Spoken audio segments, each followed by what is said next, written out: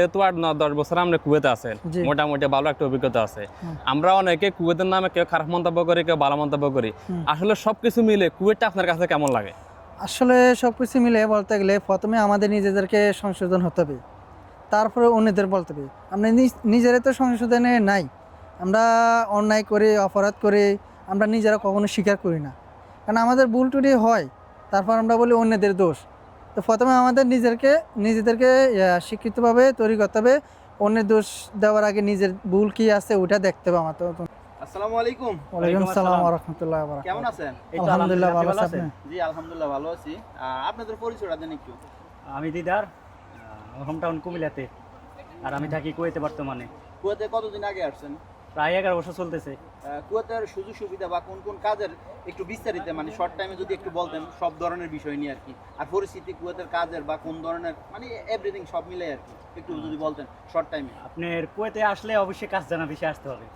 যে কোনো টেকনিশিয়ান দেখা গেছে, এসি টেকনিশিয়ান, গাড়ি মেকানিক টেকনিশিয়ান কিংবা গাড়ির ড্রাইভার বা আপনার বিভিন্ন কাজ আছে।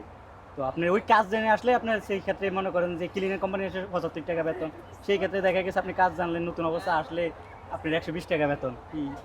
তো এই দিক দিয়ে একটা সুযোগ সুবিধা, আপনি কাজ জানলেন, কাজ না জানলে কুয়েতে এসে আসলে কোনো লাভ নেই। আচ্ছা এখন যে মনে করেন আকুদুকুমা যে ভিসাটা যে বেতন 90 টাকা করছে, এটা কতজনে পায় বা কাগজে কলমে হয়েছে বা বাস্তবে হয়েছে কিনা? আসলে ওই যে নামই হয়েছে, বাস্তবে এখন পর্যন্ত হয় নাই।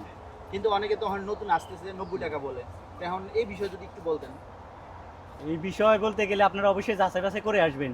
মানে এভাবে দালালে চক্করে করে আসবেন না, নিজেও নিঃস্ব হবেন না, এটাই বলবো। আর বর্তমানে আপনি কি কাজে আসলে সবচেয়ে সুযোগ সুবিধা বেশি পাবেন? বর্তমানে সবচেয়ে বেশি হলো আপনার গাড়ির মেকানিক। গাড়ির মেকানিক। হ্যাঁ। বা কিছু কিছু কাজ আছে, সবাই তো আর মেকানিক কাজ শিখে না। না। তো যারা শিখতে পারবে বা যারা শর্ট টাইমে কারণ আপনার ইলেকট্রিশিয়ানের কাজ আছে, এসির কাজ আছে, গাড়ির ড্রাইভিং আছে, সেই ক্ষেত্রে আপনার ভালো যদি আপনি ভালো কোম্পানিতে আসতে পারেন। তা আর এমনি কোন বিষয়ে আসলে মানুষ সবচেয়ে সুযোগ সুবিধা বেশি পাবে? অবশ্যই আহলি বিষয়তে আসতে হবে। আহলি ভিসা। আকু বিষয় এখানে কিছু করতে পারবেন না। এখন তো মনে করেন অনেকে বলতেছে আহলি ভিসা আসলে 10 থেকে মনে করেন 12 লক্ষ 13 লক্ষ টাকা লাগে, এটা কতটুকু সত্য? এটা আসলে দালালরা নেয়, আসলে এখানে এত টাকা লাগে না। আমরাও এটা পরিস্থিতির শিকার হয়েছি, কিন্তু এখানে আসার পরে বুঝলাম যে এত টাকা লাগে না। আপনার সরকারি একটা ফি আছে, হয়তো বা এর চেয়ে বেশি হলে কুয়েতে কিছু হালকা পাতলা কিছু টাকা নিবে, এতটুকুই। কিন্তু 12 লাখ 13 লাখ আসলে এইগুলা বাংলাদেশি রেখা দালালেরা। মূলত কত টাকা লাগে মনে করেন একটা ভিসা বের করতে? 350 টাকা লাগে, আমি যতটুকু 350 জানি। দিনার। হ্যাঁ। 350 দিনার। তো এত টাকা হয় কেন?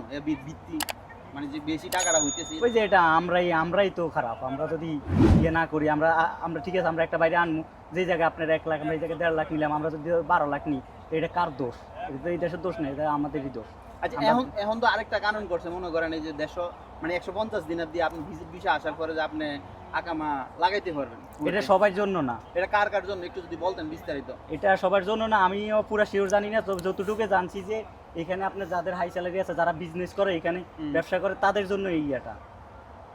আমি একটা নিউজ পাইছি আজকে, ঠিক আছে, ওই নিউজটা থেকে আমি বলতেছি আর কি। এটার ভিতরে মনে করেন আপনার ডিগ্রি যারা পাত্র শুধু তাদের সুযোগ সুবিধা হবে, এবং কি 17 নম্বর আগামা ক্যাটাগরি যারা আছে সরকারি সেক্টরে, ঠিক আছে, তারা যদি আনে ভিজিট ভিসা, এবং কি আপনার ডিগ্রি থাকতে হবে, ইঞ্জিনিয়ার, ডক্টর, মানে এমন পর্যায়ে আর কি উচ্চ লেভেলে যারা আছে, কোনো কোম্পানি বা সরকারি সেক্টরে যদি আপনারা ই করে আর কি, মানে মনে করেন তাদের প্রয়োজন, তারা আপনার সরকারের কাছে আবেদন করে, তাহলে মনে করেন আপনি ওই জায়গায় ট্রান্সফার হইতে পারবেন, মাস ইয়ার থেকে আর কি, ভিজিট ভিসা থেকে আপনি আকামা লাগাইতে পারবেন।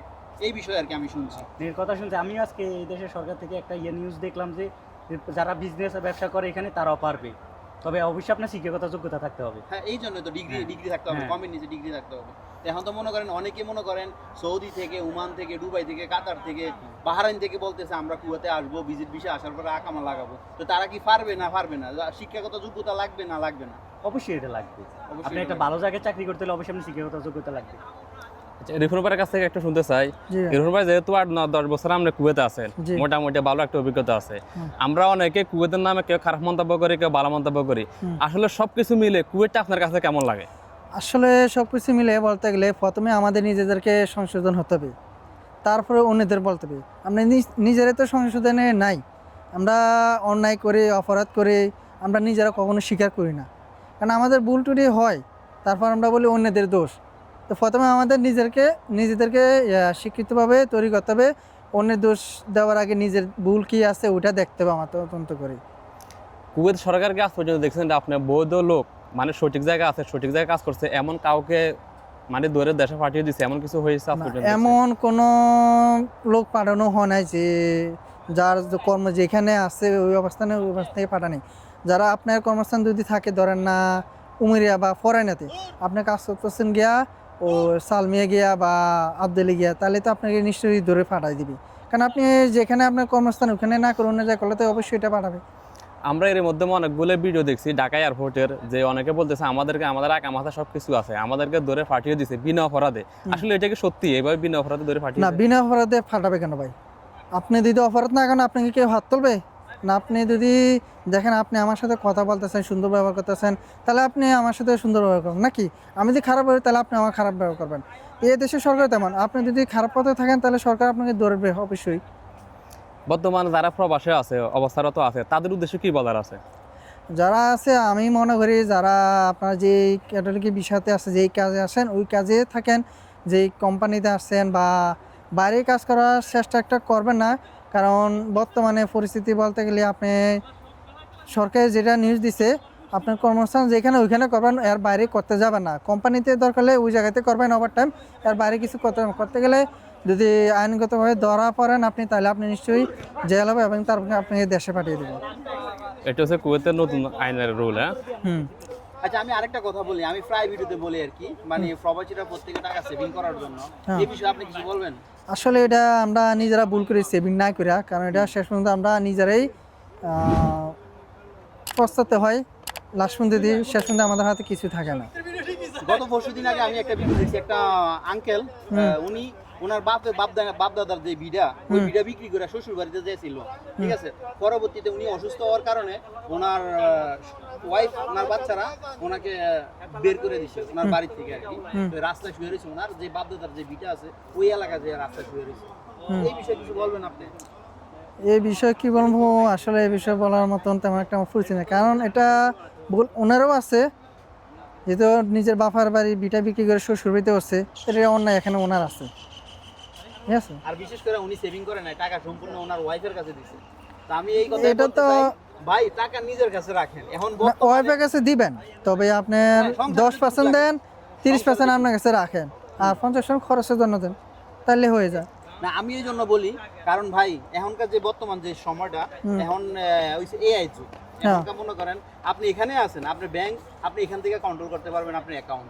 হ্যাঁ, বর্তমানে পরিস্থিতি আছে এটা। আর বর্তমান সরকার এখনকার যে একটা কানুন করতেছে, আমি এই সরকারকে ধন্যবাদ দিই, কারণ প্রবাসীরা যেহেতু টাকাগুলো কাজে লাগাইতে পারে, আপনি যেই কোনো দেশে থাকেন না কেন ওই দেশে আপনি টাকা উঠাইতে পারবেন, কোনো সমস্যা নেই। আপনি টাকা জমা করেন ব্যাংকে, আপনি উঠাইতে পারবেন, খরচ করতে পারবেন, বা আপনার যে প্রয়োজন হয় ব্যবসা বাণিজ্য আপনি কাজে লাগাইতে পারবেন, হ্যাঁ, ঠিক না? এটা এই জন্য আমি সরকারের অসংখ্য ধন্যবাদ জানাই এই কাজটা করাতে।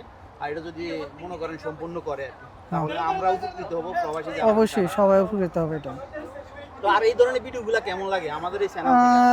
আলহামদুলিল্লাহ, ভিডিওগুলো ভালো লাগে, অনেকে অজানা তথ্য থাকলে জানতে পারে এখান থেকে, কারণ যারা নতুন অবস্থায় আসবে তারাও দেখে শুনে আসতে পারবে, যে ভিডিওগুলো দেখে বা আপনাদের বা কুয়েতের খোঁজখবর নিতে পারবে। আর যারাই আসবেন আগে জেনে শুনে আসবেন। আর ভিসার ব্যাপারে একটা জিনিস কি, আমাদের এখানে ভিসাটা মূলত অতটা খরচ হয় না, এটা মূলত আমরা নিজেরাই টাকাটা নেই অন্যায়ভাবে। আপনি নেবেন ঠিক আছে, সমস্যা না, খাবেন 50,000 টাকা খান বা 1 লাখ খান, কথার কথা। আপনি এখান থেকে 3-4 লাখ টাকা খান, তাহলে এটা অন্যায় হয়, এটা জুলুম হয় বড় ধরনের। কারণ একটা মানুষ দেখালো তার জমি বা কারো থেকে ঋণ করে আসে, আপনি আবার গিয়ে দেখালো কাজ দিবে, কাজ দেয় না, অনেকে আছে এরকম অন্যায়ভাবে ইয়ে করে আকামা লাগাই দেবে, আকামা লাগায় না, ঘুরায় বছরে ঘুরেলা পরে সমস্যা ফেরা বা ধরা পড়ে আকামানাতে, তখন দেশে পাঠা যায়, তখন তারা ওই আর গুরুত্ব দেয় না তাদের, তারা কল দিলে তাদের কল ধরে না, তারা এগুলো এখন অনেক ভোগান্তি হয়। আপনার গুরুত্বপূর্ণ তথ্য দেওয়ার জন্য অসংখ্য ধন্যবাদ। ভালোবাসা ও বিরাম, সাপোর্ট চাই অল টাইম। আর কে কোন ধরনের ভিডিও চান ইনশাআল্লাহ কমেন্ট করবেন। আজকে আমরা কোথায় আছি? আমরা আছি এখন বর্তমানে কুয়েতের সবচেয়ে বড় শহীদ পার্কে, এটা সরকারিভাবে খুব পরিবেশটা এখন বর্তমানে অনেক সুন্দর, আর গরমের কারণে এখন লোকজন একটু কম, এখানে সবাই আসে কুয়েতের মধ্যে, কারণ এই পার্কটা অনেক সুন্দর। আপনাকে অসংখ্য ধন্যবাদ মূল্যবান সময় দেওয়ার জন্য। আসসালামু আলাইকুম।